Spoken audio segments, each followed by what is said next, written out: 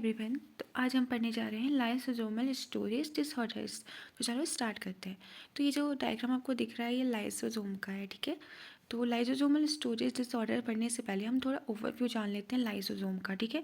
तो इसमें तीन चीज़ें जो इम्पोर्टेंट है, जैसे कि पहली चीज़ ये है कि हमारे जो सेल है उसके बाहर जो है एक कवरिंग पाई जाती है, लिपिड्स की बनी हुई है, ठीक है। लिपिड बाइलेयर्स की कवरिंग पाई जाती है। वैसे ही हमारे जो सेल के अंदर ऑर्गेनल्स होते हैं उनमें भी कवरिंग पाई जाती है। तो किसी किसी में जो है डबल मेम्ब्रेन कवरिंग होती है। डबल मेम्ब्रेन मीन्स जैसे माइटोकॉन्ड्रिया हो गया, उसमें एक आउटर कवरिंग होती है, एक इनर कवरिंग होती है और बीच में इंटर मेम्ब्रेन स्पेस होता है। वैसे ही बहुत सारे ऑर्गेनल ऐसे होते हैं जिसमें एक सिंगल मेम्ब्रेन कवरिंग होती है। उसका एग्जाम्पल है लाइसोसोम, ठीक है। इसमें एक सिंगल मेम्ब्रेन कवरिंग होगी, एक आउटर मेम्ब्रेन कवरिंग नहीं होगी, इनर मेम्ब्रेन कवरिंग नहीं पाई जाएगी, ठीक है। और ऐसे भी कुछ सेल ऑर्गेनल्स होते हैं जिनमें क्या है, कवरिंग ही नहीं पाई जाती है। इसका एग्जाम्पल है राइबोसोम, ठीक है। और सेंट्रियोल भी कह सकते हो, इनमें जो है कवरिंग ही नहीं पाई जाती है, ठीक है। और दूसरी चीज़ जो याद रखने की है, जैसे हमारी जो बॉडी है, ह्यूमन की जो बॉडी है, वहाँ पे जो डाइजेशन वाला वर्क होता है वो कहाँ परफॉर्म होता है, स्टमक में होता है। क्योंकि स्टमक में क्या होता है, HCl होता है, जो क्या करता है, ब्रेक डाउन करता है, सिंपलर फॉर्म में कन्वर्ट करता है। और मेनली जो एब्जॉर्प्शन वाला वर्क होता है वो स्मॉल इंटेस्टाइन में होता है। तो वैसे ही हमारा जो सेल है, सेल का जो डाइजेशन वाला वर्क होता है वो लाइसोसोम ही परफॉर्म करता है। वो क्या करता है, बड़े बड़े जो कार्बोहाइड्रेट्स के मॉलिक्यूल्स है जो कि सिंपलर फॉर्म में चाहिए होते हैं सेल को, तो उनको ब्रेक डाउन करता है, ठीक है, और छोटे फॉर्म में कन्वर्ट करता है ताकि हमारा जो सेल है उसको यूज़ कर सके, ठीक है। और जो थर्ड चीज़ है, जैसे कि अगर आपको पता हो, मेनली जो साइटोप्लाज्म का पीएच होता है वो लगभग लगभग 7.4 के आसपास होता है। लेकिन जो लाइसोसोम है इसका जो पीएच होता है वो होता है 4.5 से लेके 5 तक, ठीक है। मतलब कह सकते हैं साइटोप्लाज्म के कंपैरिजन में मोर एसिडिक पीएच इसमें पाया जाता है। और उसके पीछे रीज़न भी है, इसमें क्या है, चैनल्स पाए जाते हैं। उस चैनल का नाम है VATPases, ठीक है। ये रहा चैनल VATPases। ये क्या करता है, ये बाहर से जितने भी हम कह सकते हैं प्रोटॉन्स हैं उनको पंप करता है अंदर सेल के, इस लाइसोसोम्स ऑर्गेनल के अंदर पंप करता है, जिसकी वजह से यहाँ का जो इन्वायरमेंट है वो मोर एसिडिक हो जाता है as compare to outer cytoplasm, ठीक है। और इसके पीछे रीज़न भी है, ये ऐसे ही ऐसे नहीं करता है। इसके पीछे रीज़न ये है कि ये जो लाइसोसोम है इसके अंदर बहुत सारे एंजाइम्स पाए जाते हैं जो अलग अलग वर्क करते हैं। जैसे आपको दिख भी रहा होगा, यहाँ पे एसिड हाइड्रोलिसिस लिखा है हमने। इसके अलावा भी और भी एंजाइम्स पाए जाते हैं जो अलग अलग वर्क करते हैं, अलग अलग फंक्शन परफॉर्म करते हैं। तो उनके लिए एसिडिक पीएच होना बहुत इंपॉर्टेंट है। अगर आपने ये भी सुना होगा कि लाइसोसोम्स जो होते हैं ये ब्रस्ट भी हो जाते हैं, कभी कभी अपने आप को डिग्रेड कर देते हैं, ठीक है। तो अगर यहाँ का जो अगर एंजाइम्स अगर वो बाहर भी चले जाए, साइटोप्लाज्म में भी चले जाए, तो वहाँ पे क्या होता है, ये इनएक्टिव हो जाते हैं यहाँ के एंजाइम्स, क्योंकि वहाँ का जो पीएच है वो उनके लिए उनको इनएक्टिव करा देता है, ठीक है। तो इस वजह से जो लाइसोसोम का जो पीएच है वो अगर कम है, एसिडिक नेचर है, तो उसमें वो जो एंजाइम्स है जिसको डिग्रेडेशन परफॉर्म करना है वो अच्छे से अपना रोल प्ले कर सकता है, ठीक है। वही चीज़ मैंने यहाँ पे लिखी है कि lysosome is a membrane bound organelle known as the digestive system of the cell, contain acid hydrolysis enzymes, maintain acidic pH 4.5 to 5, degrade proteins, lipid, carbohydrate and nucleic acid। इसके अलावा भी ऐसे चीज़ें जो हमारे सेल के लिए इम्पोर्टेंट नहीं है उनको भी डिग्रेड करने का काम जो है ये लाइसोसोम ही करता है, ठीक है। तो वही चीज़ यहाँ पे लिखी है कि लाइसोसोम जो है ये डाइजेस्ट करता है मैक्रो मॉलिक्यूल्स को अंडर एसिडिक कंडीशन, ठीक है।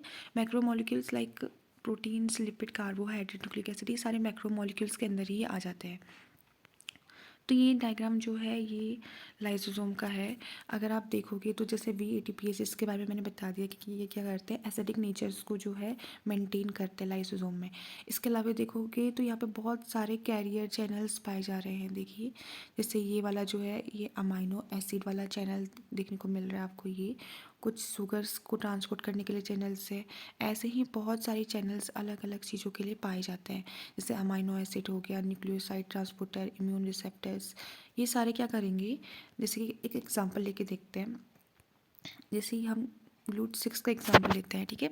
तो समझ लो कोई कार्बोहाइड्रेट की बड़ी सी चेन जो है, जो हमारा जो साइटोप्लाज्म है उससे वर्क नहीं कर पा रहा है, उसको साइटोप्लाज्म या सेल चाहता है कि वो सिंपलर फॉर्म में हो ताकि हम उसको यूज़ कर सकें।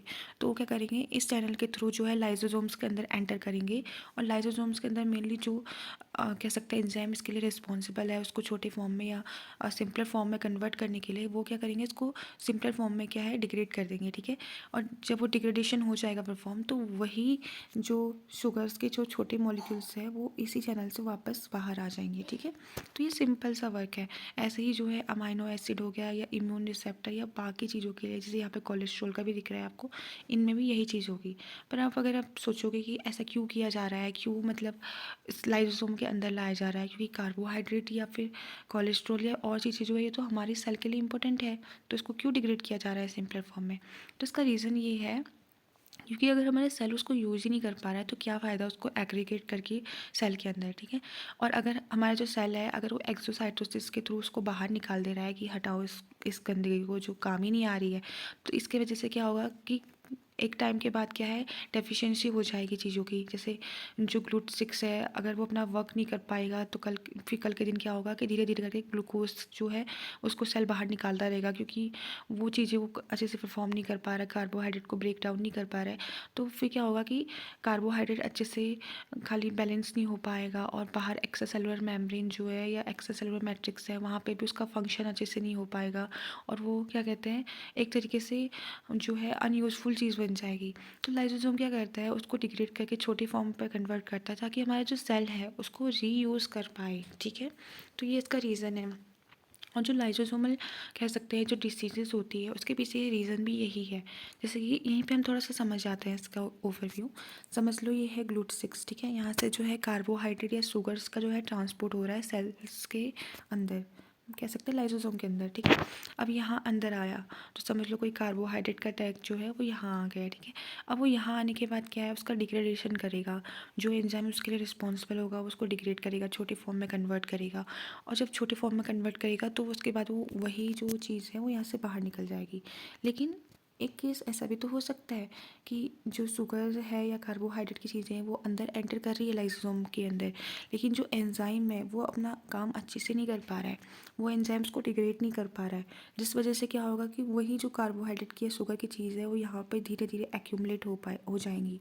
क्योंकि रीज़न यही है कि चैनल तो अपना वर्क अच्छे से कर रहा है, लेकिन जो लाइसोसोम है उसके अंदर जो एंजाइम है वो अपना वर्क अच्छे से नहीं कर पा रहा है। तो रीज़न ये है, इस वजह से क्या है एक्यूमुलेशन देखने को मिलेगा, और बहुत सारी चीज़ें जो है शुगर्स के मॉलिक्यूल यहाँ एक्यूमुलेट हो जाएगी। धीरे धीरे क्या होगा, लाइसोसोम्स जो है फूलते रहेगा, स्वेल होगा, और धीरे धीरे करके वो क्या हो जाएगा, ब्रस्ट हो जाएगा। तो इस वजह से लाइसोसोमल स्टोरेज डिसऑर्डर्स होते हैं। इसके पीछे और भी रीजंस है, पर मेनली जो इम्पोर्टेंट है जो थोड़ा बहुत हम समझे वो यही है, ठीक है। तो चलो थोड़ा सा और जान लेते हैं कि लाइसोसोमल स्टोरेज डिसऑर्डर्स होता क्या है। ओके, तो ये जो है group of inherited metabolic disorders. Metabolism मैंने स्टार्टिंग में ही बताया कि डाइजेशन से मैंने कुछ चीज़ें बताई आपको, तो मेटाबॉलिक डिसऑर्डर्स है, ठीक है। मतलब जैसे हमारा जो डाइजेशन अगर हम अच्छे से, हमारा स्टमक हमारा इंटेस्टाइन परफॉर्म नहीं कर पा रहा है, फंक्शन नहीं कर पा रहा है, तो क्या होगा, हमारा जो खाना है वो अच्छे से डाइजेस्ट नहीं हो पाएगा। वैसे ही सेल है, सेल में भी अगर बहुत सारी ऐसी चीज़ें बन गई हैं जिसे डाइजेस्ट करने की ज़रूरत है, अगर वो डाइजेस्ट नहीं हो पा रही है या ब्रेक डाउन नहीं हो पा रही है, तो हम क्या बोलेंगे उसको, मेटाबॉलिक डिसऑर्डर ही तो बोलेंगे। और ऊपर से ये क्या है, इनहेरिटेड है ना, इनहेरिटेड। तो इनहेरिटेड है यानी कि पेरेंट्स से ऑफस्प्रिंग में जा सकता है ये, ठीक है। तो दूसरा पॉइंट देखते हैं। दूसरा पॉइंट हमने लिखा है cause by deficiency of specific lysosomal enzyme, ठीक है। तो देखो लाइसोसोम मैंने आपको दिखाया भी स्ट्रक्चर, तो लाइसोसोम जो है उसके अंदर सिर्फ एक ही एंजाइम नहीं पाया जाता, बल्कि बहुत सारे टाइप के एंजाइम्स पाए जाते हैं। जैसे शुगर के लिए भी होंगे, और कह सकते हैं अमाइनो एसिड के लिए होंगे, ऐसे करके बहुत सारे एंजाइम्स पाए जाते हैं। तो अगर जैसे एक स्पेसिफिक केस अभी हमने जो पहले पढ़ा कार्बोहाइड्रेट वाला, वहाँ से ग्लूट 6 जो है चैनल अपना काम कर रहा है, और यहाँ से कह सकते हैं जैसे ये समझ लो ये ग्लूट 6 है, ये अपना अच्छे से वर्क कर रहा है चैनल, यहाँ से शुगर का मॉलिक्यूल अंदर एंटर हो चुका है। अब लेकिन ये एंजाइम जो है ये अपना वर्क अच्छे से नहीं कर पा रहा है, तो क्या होगा, एक्यूमुलेशन तो देखने को मिलेगा, है ना।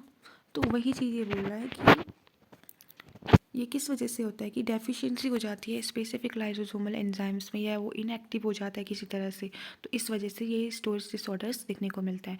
थर्ड बोल रहा है leads to accumulation of undigested substrate inside lysosomes. इसकी वजह से क्या होगा, एक्यूमुलेशन देखने को मिलेगा, अनडाइजेस्टेड सबस्ट्रेट जो होंगे लाइसोसोम्स के अंदर जो है इकट्ठे होते रहेंगे, ठीक है। इसके वजह से लास्ट में क्या होगा, result in cellular and organ dysfunction, क्योंकि सेल भी तो अच्छे से परफॉर्म नहीं कर पाएगा अपना फंक्शन अगर धीरे धीरे एक्यूमुलेट होते रहेंगे लाइसोसोम्स के अंदर। तो कह सकते हैं कि हमारा जो सेल है उसको जितना चीज़ चाहिए, जितने कार्बोहाइड्रेट चाहिए, उसकी डेफिशिएंसी हो जाएगी, वो डिसफंक्शन हो जाएगा, और ऊपर से लाइसोसोम है वो फेल होकर ब्रेस्ट हो जाएगा, तो कोई फ़ायदा ही नहीं रहेगा, ठीक है। तो लास्ट लाइन जैसे हमने लिखा है, lysosomal storage disorders are caused by deficiency of lysosomal enzymes leading to substrate accumulation. Substrate का मतलब यहाँ पे क्या है, सबस्ट्रेट एक्यूमुलेशन का मतलब है कि जैसे एंजाइम्स, कार्बोहाइड्रेट, जो भी हमने एग्जांपल दिया आपको वही है सबस्ट्रेट एक्यूमुलेशन, वो एक्यूमुलेट हो जाएगा, ठीक है। अब नेक्स्ट पढ़ते हैं। तो नेक्स्ट क्या लिख रहा है, why do lysosomal storage disorders occur. तो रीज़न क्या है डिसऑर्डर होने का, ठीक है। एक तो मैंने बता दिया आपको कि एंजाइम जो है वो अपना फंक्शन ही नहीं परफॉर्म कर पा रहा है, या उसकी डेफिशिएंसी हो जा रही है, वो इतना अमाउंट में है ही नहीं जितना अमाउंट में हमारी सेल को ज़रूरत है, ठीक है। तो उसके पीछे, डिसऑर्डर के पीछे जो है रीजंस क्या है, सबसे पहला है mutation in gene coding for lysosomal enzymes, यानी कि लाइसोसोमल एंजाइम जो मेनली उस सबस्ट्रेट के लिए चाहिए था, उसमें क्या है, म्यूटेशन आ चुका है, और म्यूटेशन की वजह से क्या है, उसका जो जीन है वो अच्छे से परफॉर्म नहीं कर पा रहा, जीन जो है वो म्यूटेटेड हो गया है, ठीक है। और दूसरा रीज़न है एंजाइम इज़ एब्सेंट, डिफेक्टिव और इनएक्टिव, ठीक है। तो मैंने बोला जैसे कि एंजाइम जो होगा अगर वो होगा ही नहीं तो कैसे वो परफॉर्म करेगा, जैसे शुगर वाला जो है, अगर ग्लूट 6 चैनल जो है वहाँ से अंदर आ गया शुगर का मॉलिक्यूल, लेकिन वो लाइसोसोम का एंजाइम जो उसके लिए रिस्पॉन्सिबल था उसको ब्रेक डाउन करने के लिए, वो है ही नहीं, तो वो एब्सेंट है, तो इस वजह से भी तो हो सकता है डिसऑर्डर।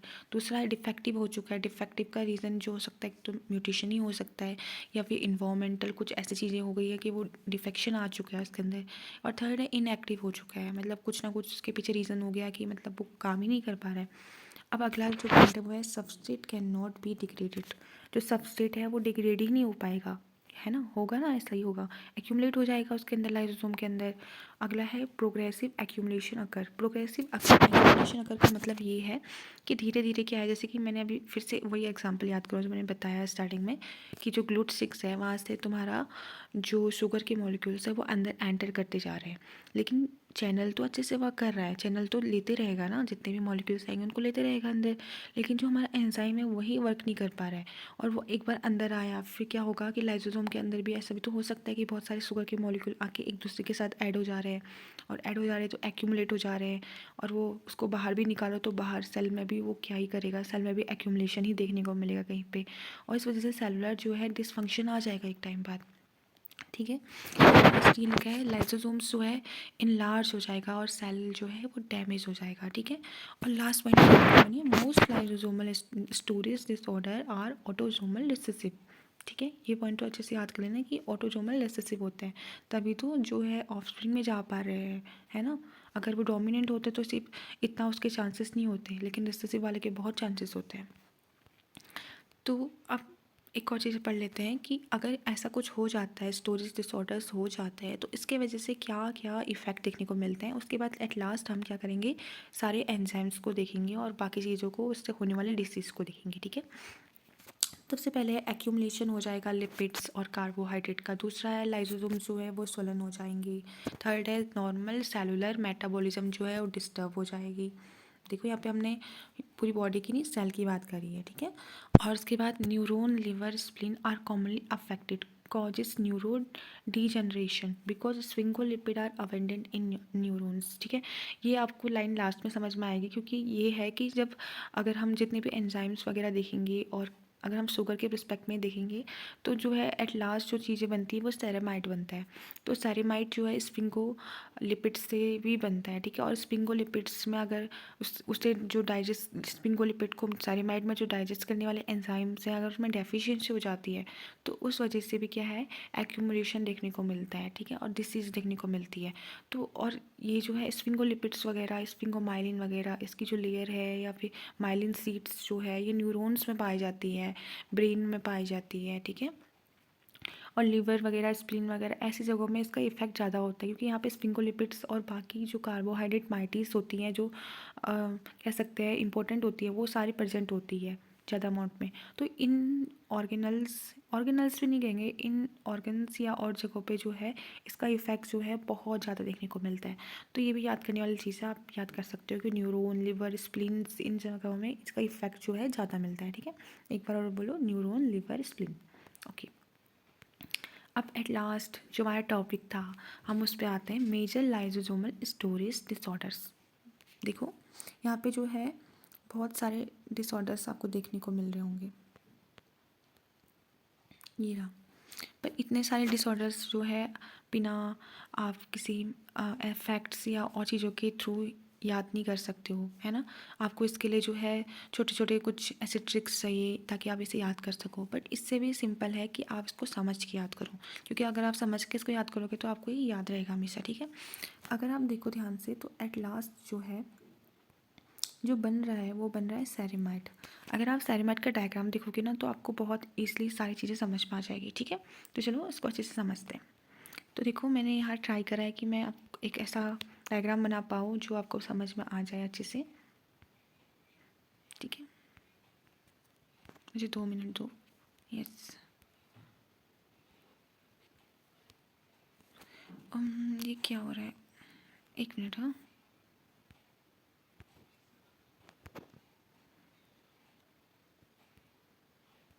यहाँ पे स्ट्रक्चर नहीं दिख पा रहा है। यहाँ पे मैंने सेल का मेम्ब्रेन बनाया था और ये रहा उसका हेड एंड टेल। जैसे आप देख रहे होंगे या आप जानते हो कि सेल की मेम्ब्रेन कैसी होती है, ठीक है। डबल लेयर होती है, नहीं सॉरी, सिंगल सिंगल लेयर होती है, डबल मेम्ब्रेन होती है। थोड़ी गड़बड़ कर दी मैंने शायद। सिंगल मेम्ब्रेन होती है और वो बाई लेयर होती है, ठीक है। तो मतलब एक ही लेयर होगी बाहर से और उसमें जो होंगी दो दो साइड्स पाई जाएंगी, ठीक है। एक एक्सोप्लाज्मिक या कह सकते हैं एक्स्ट्रा सेलुलर और एक होगी साइटोप्लाज्मिक या सोलिक कह सकते हो आप, जो भी बोलना चाहो। तो ये मैंने उसका जो है डायग्राम बनाने की कोशिश की है। तो देखोगे ये उसका हेड वाला जो रीज़न है वो बनाया है मैंने, और ये टेल मतलब ये एक लिपिड मैं पूरी लिपिड मेम्ब्रेन में से एक लिपिड को हमने उठाया है और उसका ये स्ट्रक्चर है, ठीक है। अगर आप उसका मेन स्ट्रक्चर्स देखो तो ये देखो आपको दिखेगा, ये रहा ग्लिसरॉल। मतलब ये 3 टाइप की हो सकती है पर अभी हम पहले एक देखते हैं। ये रहा ग्लिसरॉल का बैकबोन, यहाँ पे 2 फैटी एसिड होंगी, ठीक है। और इसके अलावा जो होगा अल्कोहल्स वगैरह और फॉस्फेट माइटीज यहाँ पर पाई जाएगी, ठीक है। तो ये सारे जो मिलके है स्ट्रक्चर बनाते हैं लिपिड का। एक बार और देख लेते हैं इसको। तो देखो ये जो हेड रीजन आपको दिख रहा है वो हेड रीजन ये है, ठीक है, फॉस्फेट और अल्कोहल का बना हुआ, ठीक है। और जो आपको ये टेल रीजन दिख रहा है वो टेल रीजन ये दोनों है फैटी एसिड का, ठीक है। और यहाँ पे जो बैकबोन आपको देखने को मिल रही है बीच में, तो वो बैकबोन जो है ये ग्लिसरॉल है। यानी कि जो ग्लिसरॉल है ये बैकबोन की तरह वर्क करेगा, ये दोनों को ऐड करके रखेगा, ठीक है। तो ये इसका स्ट्रक्चर है। अब लेकिन ज़रूरी नहीं है कि सारे लिपिड्स जो है ऐसे ही फॉर्म में मिलते हो। मेनली अभी हमने जो ज़्यादा बात करी वो स्फिंगोलिपिड्स की करी है ना। तो स्फिंगोलिपिड या स्फिंगोसीन का जो स्ट्रक्चर है वो देखना बहुत ज़रूरी हो जाता है। तो दिखते हैं। तो देखो जो हमारे लिपिड है वो हमेशा इसी फॉर्म में नहीं पाई जाएगी, ठीक है। वो इस फॉर्म में भी पाई जा सकती है और वो इस फॉर्म में भी पाई जा सकती है।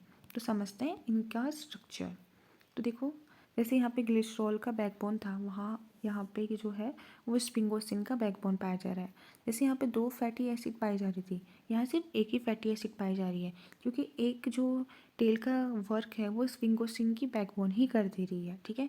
और यहाँ पे जो है फॉस्फेट माइटीज और अल्कोहल मिलके जो कर रहे थे हेड रीजन बना रहे थे। तो यहाँ पे जो है एक मोनोसेकेराइड्स या ओलिगोसेकेराइड जो है हेड वाला रीजन बना रहे हैं, ठीक है। तो सेम ही है पूरा स्ट्रक्चर, बस थोड़ा सा डिफरेंस है। यहाँ पे जो है हेड वाला रीजन जो है वो मोनो और ओलिगोसैकेराइड का बना हुआ है, ठीक है। यानी कि कह सकते हैं कार्बोहाइड्रेट का बना हुआ है, कार्बोहाइड्रेट माइटिस का बना हुआ है, ठीक है। और वही ये वाला स्ट्रक्चर अगर देखिए तो देखो ये भी स्फिंगोसीन जो है बैकबोन है, यहाँ पे भी टेल का वर्क जो है स्फिंगोसीन ही कर रहा है। और एक टेल हमने लगा दिया, और इसके अलावा जैसे ग्लिसरॉल का स्ट्रक्चर था लाइक दैट, ये इसमें भी फॉस्फेट माइटिस और अल्कोहल था, वही सेम स्ट्रक्चर यहाँ पे भी है। फॉस्फेट माइटिस, फॉस्फेट का ग्रुप और कोलिन या फिर कोई भी अल्कोहल यहाँ पे लिखा है, और अल्कोहल में आप कोलिन लगाओ या फिर और चीज़ें लगाओ, सेम बात है, ठीक है। तो अगर आपका इसका डायग्राम देखो, मतलब मैं इसको समझाने की इस तरह से कोशिश कर रही हूँ कि अगर आप इसका स्ट्रक्चर देखो तो जैसे ये जो वर्क है, जो काम है ग्लिसरॉल वाला ये कर रहा है, वही चीज़ ये भी कर रहा है। बस इसमें क्या है कि इसकी बैकबोन थोड़ी डिफरेंट है, और उसके अलावा एक चीज़ और अलग है कि यहाँ पे जो है एक ही टेल पाई जा रही है, क्योंकि एक टेल का काम जो है स्फिंगोसिन कर रहा है, ठीक है। तो ये मैंने आपको बता दिया कि ये फैटी एसिड के बारे में हमने थोड़ा थोड़ा बता दिया आपको, ठीक है। अब हम एट लास्ट जैसे यहाँ पे देख रहे थे, तो लास्ट में जो है क्या बन रहा था हमारा, यहाँ पे सेरामाइड ही तो बन रहा था ना, सिंपलर फॉर्म जो सबसे है सेरेमाइड, जो लाइजोसोम्स के बाहर जाएगा एट लास्ट, ठीक है। तो यही तो बन रहा था, तो वही उसका स्ट्रक्चर अगर हम देखते हैं सेरेमाइड का, तो देखो ये स्पिंगोसिन की बैकबोन है जो अभी हमने देखी है, ठीक है। इसके अलावा एक फैटी एसिड यहाँ पे देखने को मिलेगा आपको, लेकिन यहाँ पे कोई भी हाइड्रोजन नहीं देखने को मिलेगा। जैसे यहाँ पे था फॉस्फेट अल्कोहल हाइड्रोजन बना रहे थे, यहाँ पे मोनोसेकेराइड बना रहा था हाइड्रोजन, यहाँ पे अगेन फॉस्फेट कोलिन या फिर अल्कोहल जो है हाइड्रोजन बना रहा था, पर यहाँ पे सेरेमाइड पे कोई हाइड्रोजन नहीं देखने को मिलता है। तो समझ में आया आपको लाइसोसोम्स करता क्या है, वो इस कह सकते हैं इस स्फिंगोसिन जो है, इस स्फिंगोलिपिड्स जो है उसका जो ये हेड वाला रीजन है, इसको जो है क्या कर रहा है, डिग्रेड कर रहा है, ठीक है। उसको सिंपलर फॉर्म में कन्वर्ट कर रहा है, यानी कि इस वाले रीजन्स को रिमूव कर रहा है, और उसको क्या कर रहा है, सिंपलर फॉर्म में जो है कन्वर्ट कर रहा है। देखो दिख रहा है ना आपको सेरेमाइड का स्ट्रक्चर, इसको भूलना मत, ठीक है। अब हम दूसरा देखें, चलो उसको पहले थोड़ा पढ़ लेते हैं, उसके बाद हम इसको देखेंगे, ठीक है। तो देखो यहाँ पे हो क्या रहा है, तो देखो ये है GM2 गैंग्लियोसाइट। तो GM2 GM3 यहाँ पे लिखा है, इसका भी थोड़ा स्ट्रक्चर लिख लेते हैं ताकि आपको थोड़ा इजी पड़ जाए इसको इमेजिन करने के लिए ये किस तरह से चीज़ें हो रही है, ठीक है। तो ये रहा GM2 का स्ट्रक्चर, ठीक है, और ये रहा GM3 का स्ट्रक्चर। तो देखो हमने वहाँ पे क्या लिखा, GM2 जो है कन्वर्ट हो रहा है GM3 पे, तो कैसे हो रहा है अभी आप देखो, अगेन वही चीज़ है, स्पिंगोसिन की बैकबोन हो गई है, एक फैटी एसिड यहाँ पे पाया जा रहा है। अब लेकिन इसका जो स्ट्रक्चर देख रहे हो, इसमें जो हेड रीजन है वो कैसे बना हुआ है, कितनी चीज़ें हैं उसमें, 4 चीज़ें हैं। एक है ग्लूकोज, एक है गैलेक्टोज, एक है एन एसिटाइल गैलेक्टोसामीन, और एक है नाना। यानी कि ये पूरा मिलके जो है क्या कर रहा है, हेड रीजन बना रहा है। और यहाँ पे अगर देखें ना, ये ओलिगोसैकेराइड वाला रीजन ये बना रहा है, ठीक है। तो बिल्कुल जैसे यहाँ पे हमने डायग्राम दिखाया आपको, ये सेम वही चीज़ है। यहाँ पे सिर्फ मोनो और ओलिगोसैकेराइड लिखा है, तो उसके बारे में यहाँ पे बताया है कि इसमें ओलिगोसैकेराइड के अंदर क्या क्या है, ग्लूकोज, गैलेक्टोज, एन एसिटाइल गैलेक्टोसामीन और नाना। और एट लास्ट हमें क्या करना है, इस चीज़ को कन्वर्ट करना है सेरेमाइड पे, क्योंकि सेरेमाइड जो सबसे सिंपलर फॉर्म है, और इसको कन्वर्ट करने के लिए हमें क्या करना पड़ेगा, आप बताओ। इसे कन्वर्ट करने के लिए हमें ये हेड रीजन जो है इसको रिमूव करना पड़ेगा यहाँ से, ठीक है। तो इसको रिमूव करके हम क्या करेंगे, एट लास्ट इसको सेरेमाइड में कन्वर्ट करेंगे, ठीक है। तो ये हमने GM2 का स्ट्रक्चर देख लिया। अब GM3 का अगर देखें तो देखो यहाँ पे क्या डिफरेंस आपको देखने को मिल रहा है। स्पिंगोसिन का जो बैकबोन है वो सेम है, फैटी एसिड की जो टेल है एक वो सेम है, और लेकिन यहाँ पे अगर आप इसका स्ट्रक्चर देखो, ये वाला स्ट्रक्चर, तो आपको देखने को मिलेगा कि एन एसिटाइल गैलेक्टोसामीन यहाँ से रिमूव हो चुका है, ठीक है। यहाँ पे एन एसिटाइल गैलेक्टोसामीन जो है वो नहीं देखने को मिल रहा है। इस वजह से क्या है कि ये देखो यहाँ पे 4 चीज़ें थी, है ना, और यहाँ पे जो है सिर्फ 3 ही चीज़ें देखने को मिल रही है, तभी तो GM2 जो है GM3 में कन्वर्ट हो रहा है। यहाँ पे क्या है, उसका रिमूवल किया जा रहा है एन एसिटाइल गैलेक्टोसामीन को, और ऐसे ही धीरे धीरे GM3 को भी धीरे धीरे कन्वर्ट किया जाएगा, ताकि वो लास्ट सेरेमाइड पे जो है कन्वर्ट हो जाए सबसे सिंपलर फॉर्म में, और ताकि लाइसोसोम से बाहर निकल सके और फिर जो सेल है उसको यूज़ कर सके, ठीक है। तो वही चीज़ें यहाँ पे देखने को मिली। अब हम थोड़ा थोड़ा स्ट्रक्चर हमने देख लिया है, तो थोड़ा थोड़ा हम पढ़ सकते हैं चीज़ों को, ठीक है। तो देखो हाँ ठीक है। तो जो सबसे पहले देखो यहाँ पे जो GM2 गैंग्लियोसाइट है, ठीक है। तो GM2 जो गैंग्लियोसाइड है ये क्या हो रहा है, ये GM3 में कन्वर्ट हो रहा है। और GM3 में कन्वर्ट करने के लिए इसके पीछे एंजाइम्स कौन सा है, हेक्सोज एमाइनिडेज ए। ठीक है, देखो ये एंजाइम्स वगैरह को तो आपको खुद याद करना पड़ेगा, ये इतना डिफिकल्ट नहीं, अगर आप रोज़ इसको एक बार रिवाइज करते हो तो आपको याद हो जाएगा। तो हेक्सोज एमाइनिडेज जो है वो एंजाइम जो है GM2 गैंग्लियोसाइड को क्या करेगा, कन्वर्ट करेगा GM3 गैंग्लियोसाइड पे। ठीक है, और अगर अगर ये अपना वर्क जो है अच्छे से परफॉर्म नहीं कर पाएगा तो क्या होगा, हमारी एक डिसीज़ हो जाती है जिसको हम बोलते हैं टे सैक डिसीज़। ठीक है, अगर GM2 गैंग्लियोसाइड GM3 में कन्वर्ट नहीं कर पाएगा, एन एसिटाइल गैलेक्टोसामिन जो है, एन एसिटाइल गैलेक्टोसामिन जो है उसको अगर रिमूव नहीं कर पाएगा तो ये उसी फॉर्म में रह जाएगा, और उसी फॉर्म में रह जाएगा तो एक्यूमुलेट होता रहेगा। तो अगर ये ऐसे एक्यूमुलेट होता रहेगा तो उसके पीछे रीज़न क्या है, ये एंजाइम अपना वर्क नहीं कर पा रहा है, हेक्सोज एमाइनिडेज ए। और अगर ये वर्क नहीं कर पा रहा है, एंजाइम्स किसी तरह से इनएक्टिव हो चुका है या कह सकते हैं डेफिशिएंसी हो जा रही है, तो कौन सा डिसीज़ हो रही है, टे सैक डिसीज़। ठीक है, अब हम देखते हैं आगे इसका प्रोसीजर। अब जो ये GM3 है ये क्या हो रहा है, कन्वर्ट हो रहा है ग्लूकोज सेरिब्रोसाइड। ठीक है, ग्लूकोज सेरिब्रोसाइड की बात करें, इसमें क्या करेगा, ये और चीज़ों को भी रिमूव करेगा धीरे धीरे। ठीक है, और उसकी जो चेन है हेड रीजन जो भी हमने देखा उसको और छोटा छोटा करता रहेगा। ठीक है, तो ग्लूकोज सेरिब्रोसाइड में इसको कन्वर्ट कर देगा। अब देखो यहाँ पे कोई भी एंजाइम्स नहीं लगता है, ये आराम से इसलिए इसको कन्वर्ट कर सकता है। ठीक है, अब हम एक और पाथवे देखते हैं यहाँ पे, जो यहाँ पे दिख रहा है आपको पाथवे, इसको देखते हैं। ठीक है, अब यहाँ पे क्या है, कोई सेरेमाइड ट्राईहेक्सोसाइड का जो चेन है वो आ गया। ठीक है, अब उसको भी ग्लूकोज सेरिब्रोसाइड में कन्वर्ट होना है, क्योंकि ग्लूकोज सेरिब्रोसाइड जो है एट लास्ट जो है सेरेमाइड में कन्वर्ट होगा। तो इसको कन्वर्ट करना है अपने आप को ग्लूकोज सेरिब्रोसाइड में। तो यहाँ पे कौन सा एंजाइम्स यूज़ होगा, वो होगा अल्फा गैलेक्टोसाइडेज ए।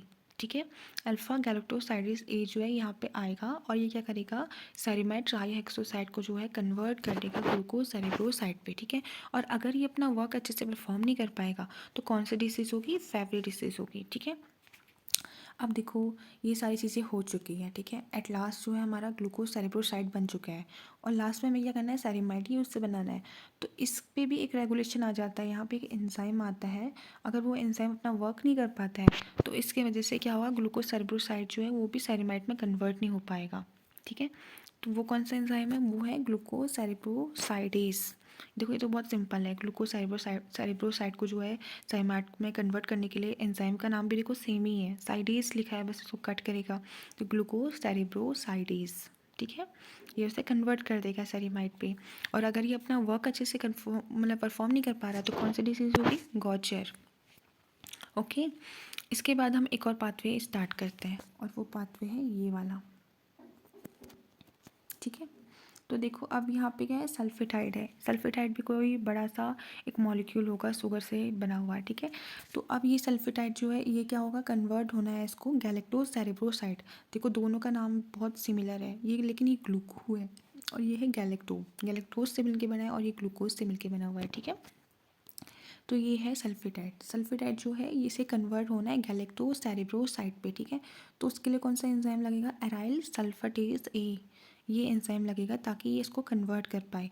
और अगर ये कन्वर्ट नहीं कर पाएगा तो कौन सी डिसीज़ होगी, मेटाक्रोमेटिक ल्यूकोडिस्ट्रोफी। ये एग्जाम में बहुत बार पूछा जाता है कि सल्फेटाइड अगर गैलेक्टोज सेरिब्रोसाइड में कन्वर्ट नहीं हो पा रहा है तो कौन सी डिसीज़ होगी। तो ये वाला तो मेनली याद ही कर लेना कि कौन सा होता है करके। ठीक है, तो मेटाक्रोमेटिक ल्यूकोडिस्ट्रोफी देखने को मिलेगी इस वजह से। ठीक है, अब देखो अब ये कन्वर्ट हो चुका है गैलेक्टोसेरिब्रोसाइड में, जो है अपने आप को इसने कन्वर्ट कर लिया है। ठीक है, और अब इसको क्या है, एट लास्ट जो है सबसे सिंपलर फॉर्म सेरीमाइड में कन्वर्ट होना है, तो यहाँ पे भी एक एंजाइम की ज़रूरत पड़ेगी। ठीक है, और वो एंजाइम कौन सा है, अगर आप देखोगे तो वो एंजाइम है गैलेक्टोसेरिब्रोसाइडेज। ग्लूकोसेरिब्रोसाइडेज, देखो दोनों बिल्कुल सिमिलर है लेकिन थोड़ा सा चेंजेस है, ये ग्लूकोसेरिब्रोसाइड को कन्वर्ट कर रहा था और ये गैलेक्टोसेरिब्रोसाइड को कन्वर्ट कर रहा है। तो ये तो याद करने के लिए बहुत सिंपल है। ठीक है, तो गैलेक्टोसेरिब्रोसाइडेज जो है एंजाइम क्या करेगा, इस गैलेक्टोसेरिब्रोसाइड को जो है सेरीमाइड में कन्वर्ट करेगा। और अगर ये अपना वर्क अच्छे से परफॉर्म नहीं कर पा रहा तो कौन सी डिसीज़ होगी, क्रैब डिसीज़ होगी। ठीक है, अब हम जो है इस साइड के एंजाइम्स या पाथवे को देखते हैं। ठीक है, अब जो स्पिंगोमाइलिन की बात हमने स्टार्टिंग में भी करी थी। ठीक है, वही चीज़ है, स्पिंगोमाइलिन जो है इसको भी कन्वर्ट होना है सेरेमाइड पे। ठीक है, इसका स्ट्रक्चर हमने देखा था, इसमें स्फिंगोसिन की बैकबोन थी, एक फैटी एसिड था, फैटी एसिड का टेल कह सकते हैं, ठीक है। और उसके अलावा क्या था, इसमें जो है 2 टाइप का स्फिंगोमाइलिन या स्फिंगोलिपिड्स पाए जा रहे थे। हमने इसका स्ट्रक्चर देखा था ना यहाँ, ये देखो, एक ये है, एक ये है, ठीक है। एक में क्या है कि हेड रीजन में जो है फॉस्फेट और कोलिन, या फिर कह सकते कोई भी अल्कोहल, वैसे कोई भी अल्कोहल नहीं, मेनली कोलिन ही होता है, ठीक है। तो ये पाया जा रहा था। और एक स्फिंगोलिपिड्स में हमने क्या देखा, मोनो या ओलिगोसैकेराइड्स पाया जा रहा था। अब इसको भी कन्वर्ट किस में होना है, सेरेमाइड में। तो सेरेमाइड में कन्वर्ट होने के लिए क्या करना पड़ेगा, अपना हेड पार्ट जो है इसको रिमूव करना पड़ेगा। तो ये ईजिली जो है सेरेमाइड में कन्वर्ट हो सकता है, ठीक है। तो वही चीज़ यहाँ पे बताई जा रही है, स्फिंगोमाइलिन जो है इससे कन्वर्ट होना है सेरेमाइड पे। तो इसके लिए कौन सा एंजाइम यहाँ पे यूज़ होगा, स्फिंगोमाइलिनेज। देखो ये भी याद करना बहुत सिंपल है, स्फिंगोमाइलिन को कन्वर्ट होना है सेरेमाइड में, तो स्फिंगोमाइलिनेज ही यहाँ पर वर्क करेगा, ठीक है। और यहाँ पे अगर ये अच्छे से वर्क नहीं कर पा रहा है तो कौन सी डिसीज होगी, नीमेन-पिक, ठीक है। फिर से बढ़ते हैं, कौन सी डिसीज होगी, नीमेन-पिक। अब देखो अगर आप इन एंजाइम्स को देखो, ये याद करना बहुत सिंपल है। बहुत सारे एंजाइम्स तो ऐसे है कि वो ऐसे याद हो जाएंगे आपको। जैसे स्फिंगोमाइलिनेज है, वो किस पे वर्क करेगा, स्फिंगोमाइलिन पे करेगा। मेनली जो आंसर्स आते हैं या फिर जो क्वेश्चंस एग्जाम से पूछे जाते हैं वो एमसीक्यू बेस्ड ही होते हैं। तो ये तो ऑप्शन में ही आप अगर इसको देखोगे, अगर आपको याद भी नहीं है तो आपको थोड़ा बहुत लॉजिक लगाओगे तो ऐसे याद हो जाएगा। अब देखो गैलेक्टोसेरेब्रोसाइड को कन्वर्ट करना है सेरेमाइड में, तो कौन सा वर्क करेगा, गैलेक्टोसेरेब्रोसाइडेज। वैसे ही अगर आप देखो ग्लूकोसेरेब्रोसाइड को कन्वर्ट करना है सेरेमाइड में, तो कौन सा एंजाइम वर्क करेगा, ग्लूकोसेरेब्रोसाइडेज। ये भी सिंपल है, ठीक है। अब सल्फेटाइड का केस देखते हैं। अब देखो इसमें भी सल्फ या सल्फर ऐड हो रखा है, या कह सकते हैं सल्फेट ऐड हो रखा है। वैसे ही जो एंजाइम है उसमें भी नाम क्या है, सल्फरटेस। तो ये ऐसे याद हो जाएगा। अब देखो सिर्फ 2 ही चीज़ जो है वो थोड़ी डिफरेंट है, एक है हेक्सोसामाइनिडेज और एक है गैलेक्टोसाइडेज, ठीक है। इनको तो आपको याद खुद ही करना पड़ेगा, हेक्सोस किस में है और गैलेक्टोस किस में है, ठीक है। इसको एक तरीके से और याद कर सकते हो, देखिए देखो उसका सबस्ट्रेट जो है, अब देखो इस वाले का सबस्ट्रेट जो है वो है सेरेमाइड ट्राईहेक्सोसाइड। सेरेमाइड तो थोड़ा बहुत कार्बोहाइड्रेट जैसा लग रहा है ना, और जो ये एंजाइम है ये भी तो इस पर भी लिखा है गैलेक्टो लिखा है करके ना। तो इस तरह से आप इसे याद कर सकते हो, और या फिर इन दोनों को रट सकते हो, दो ही तो है रटने के लिए। अब डिसीज़ का देखते हैं, डिसीज़ तो आपको खुद ही याद करनी पड़ेगी। पर जैसे मैंने याद करा था, मैंने तो खाली ये करा था कि ये वाला मुझे याद था, टी सेक डिसीज़ क्यों होती है करके, ठीक है। GM2 को अगर GM3 में कन्वर्ट नहीं हो पाया तो टी सेक डिसीज़ होती है। फिर मैंने याद किया था नीमेन-पिक, ठीक है। और मैंने कहा स्फिंगोमाइलिन को भी अगर सेरेमाइड पे आना है तो उसको भी पिक कर लेगा, तो नीमेन-पिक हो जाएगा। अब ये जो सल्फेटाइड वाला है, इसको अब ये इसको मैंने ऐसी तरह से याद किया कि ये जो है दूसरी कास्ट वाला है, सल्फेटाइड थोड़ा अलग हो गया ना इन सब से। तो मैंने कहा अगर ये नहीं होता तो मेटाक्रोमेटिक ल्यूकोडिस्ट्रॉफी हो जाती है, मतलब क्रोमोसोम में ही चेंज है इसका, क्योंकि कास्ट अलग है, ऐसे ऐसा करके याद कर लिया। और इस वजह से ये इसके घर वालों ने इसको पीट रखा है। और फिर एट लास्ट इसको जैसे जैसे सेरेमाइड में कन्वर्ट होना है तो ये क्रैब की तरह क्रॉल कर करके यहाँ पहुँच रहा है, ठीक है। और इसके अलावा जो ये ऊपर के हैं इनको मैंने ऐसे याद किया कि जैसे GM2 गैंग्लियोसाइड जो है इसका मैंने जैसे मैंने बोला टेस्ट डिसीज़ है हो जाती है, फिर GM3 बना, GM3 से ग्लूकोसेरेब्रोसाइड तो है ईजिली बन जाता है। उसके बाद मैंने कहा ग्लूकोसेरेब्रोसाइड जो है ये सेरेमाइड में कन्वर्ट होना चाह रहा है, तो ये जो है फटाफट गो गो गो कर रहा है, मतलब फटाफट जा रहा है, तो इस वजह से गॉर्चर डिसीज़ हो रही है। इसके अलावा जो लास्ट वाला है, ये वाला सेरेमाइड ट्राईहेक्सोसाइड, इसको ग्लूकोसेरेब्रोसाइड में कन्वर्ट हो रहा है, तो ये फेवर की तरह या फाइबर की तरह ये भी आ रहा है, जल्दी जल्दी जल्दी आ रहा है, ताकि ये भी गॉर्चर के थ्रू यहाँ पे पहुँच सके। इस तरह से भी याद कर सकते हो आप इसके, और भी निमोनिक्स बना सकते हो याद करने के लिए। बट ये अगर आप लॉजिक के साथ याद करोगे, डायग्राम को पढ़ के याद करोगे, तो समझ के याद करोगे तो ये आपको ज़्यादा देर तक याद रहेगा। अगर आप निमोनिक्स बनाओगे तो क्या पता भूल जाओ ना। तो थैंक यू सो मच। अगर आपको मेरी वीडियो अच्छी लगी हो तो लाइक करना, सब्सक्राइब करना और कमेंट करना। Thank you.